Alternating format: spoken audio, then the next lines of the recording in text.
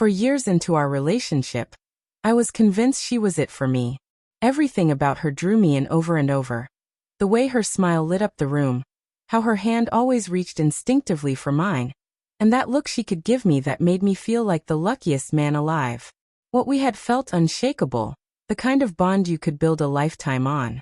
When wedding planning began, she naturally stepped into the role of organizer, handling most of the details with excitement.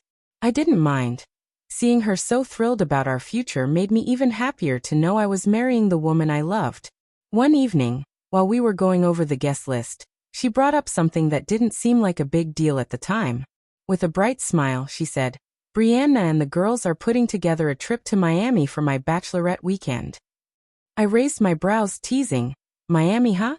She laughed, brushed her fingers against my arm, and reassured me softly, "It's nothing wild, just beaches, drinks, dancing, the usual." I joked about crashing their trip, and she leaned in, kissed me, and whispered, "You worry too much. I love you, Logan. Nothing is going to change that." And I believed her.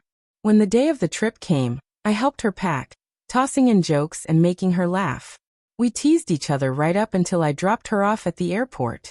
I kissed her one last time before she disappeared through security, completely unaware that this would be the last moment I'd see her without suspicion lingering in my chest. That first night, everything seemed fine. I texted her a good-night message, and she quickly replied, "Miss you already." That was enough to settle my nerves. But the following day felt different. I tried calling her in the afternoon, no answer. I brushed it off, telling myself she was probably lying on the beach or her phone was tucked away. Hours passed, so I sent another message. "Hope you're having fun.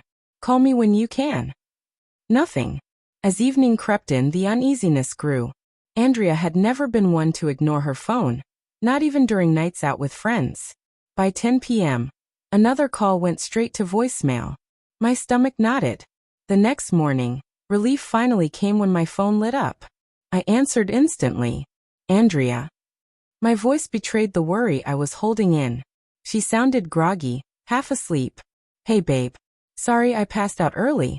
We were exhausted from the beach."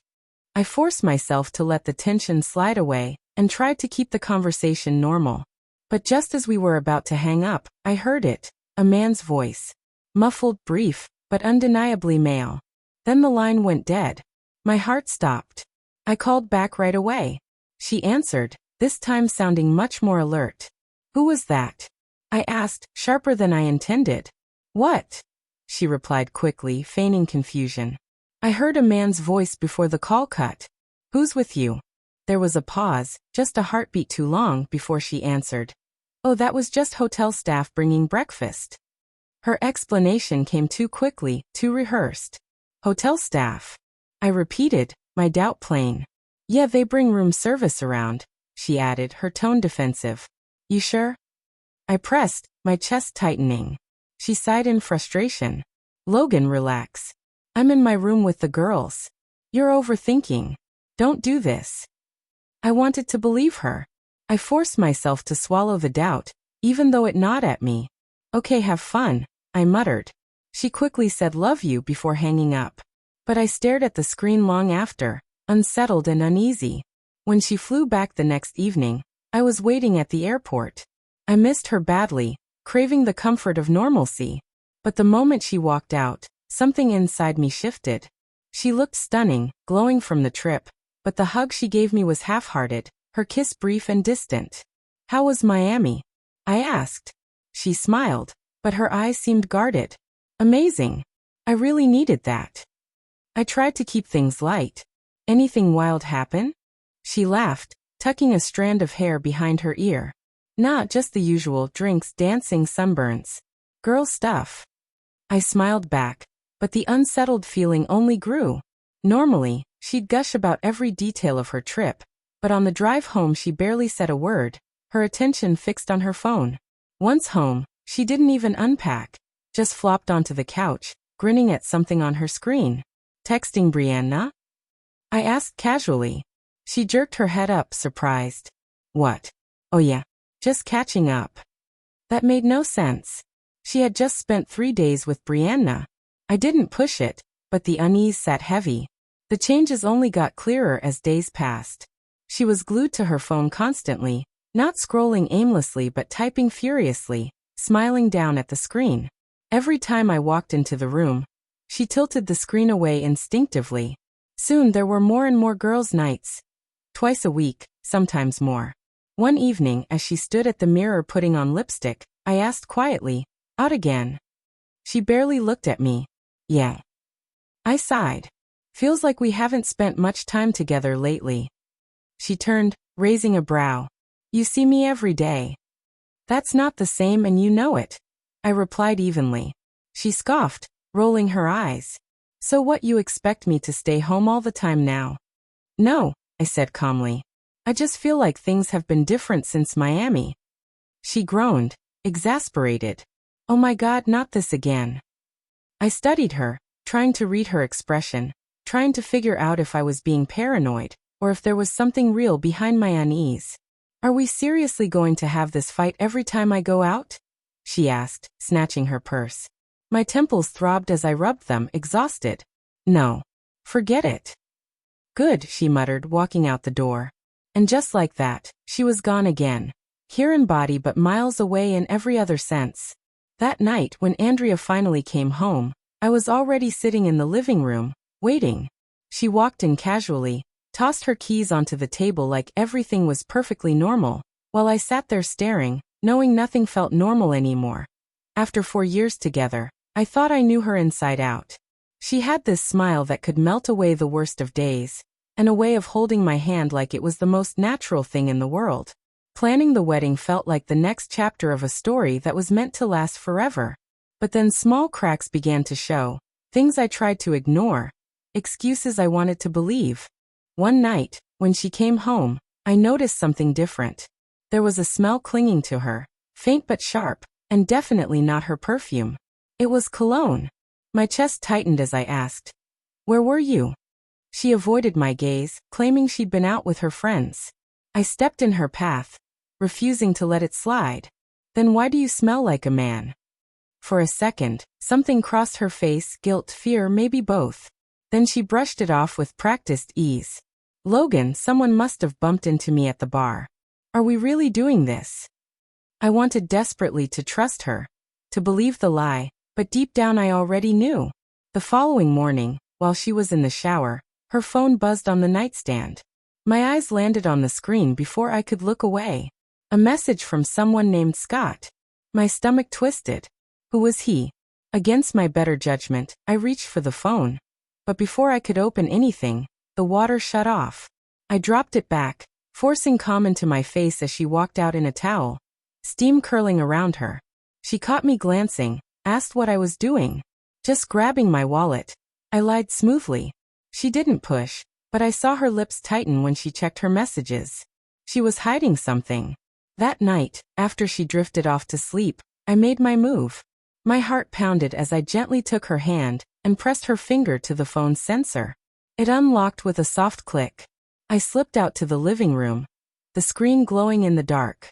At first, everything looked normal. Chats with friends, co-workers, nothing out of the ordinary. But then I found his name. Scott. I opened the thread. At first, light-hearted jokes. Then, words that crossed lines. Compliments too intimate to ignore. As I scrolled, the truth unraveled. Messages turning flirtatious, then explicit. My pulse roared in my ears. Then came the photos. The videos. Andrea in bed with Scott, smiling, touching. My world spun, but I couldn't look away. And it didn't stop there. Another video, this time with 2 men. I recognized the date. It was during her bachelorette trip to Miami. The same weekend she claimed she was too tired to call. Every alibi she'd fed me was a lie. She'd been seeing him behind my back, right here in our city. My hand shook as I saved everything to my phone. Every picture, every clip, every ugly truth. Then I erased the entire conversation from her device. She'd never know I'd seen it. Not yet. The next morning, I wore a mask of calm. She carried on as though nothing had happened, still playing the part. That evening, I suggested dinner with her parents. She agreed without hesitation.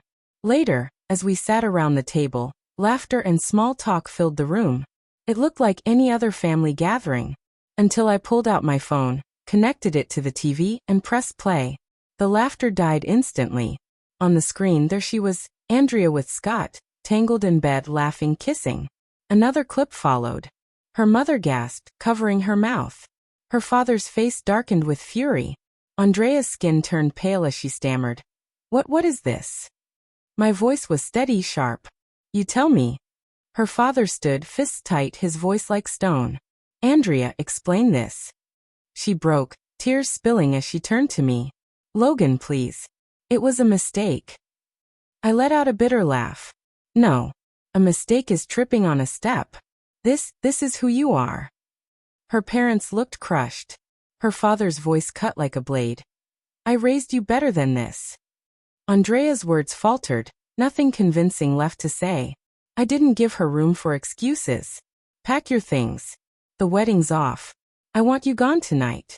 Her father gave a grim nod. You heard him. She looked at me one last time, broken, but silent. Then she turned and began to pack, the weight of her choices heavy in the quiet. The house felt like a tomb in the weeks after.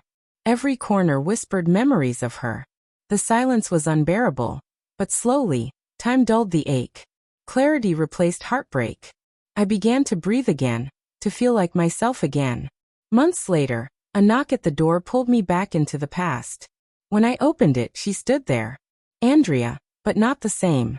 Her eyes were hollow, her face tired, her voice raw. Logan, she whispered. I was stupid. Please give me another chance. She stepped closer, desperation in her tone. I've tried dating, but no one else compares. It was always you. I know that now. I studied her. But the woman I'd once loved was gone. All I saw was a stranger drowning in regret far too late. Calmly, I said the only words left to give her. Leave. And don't come back. She opened her mouth to beg again, but then she saw it in my eyes. This wasn't rage anymore. It was closure. I shut the door, not just on her, but on everything we once had. And for the first time in a long time, I felt free.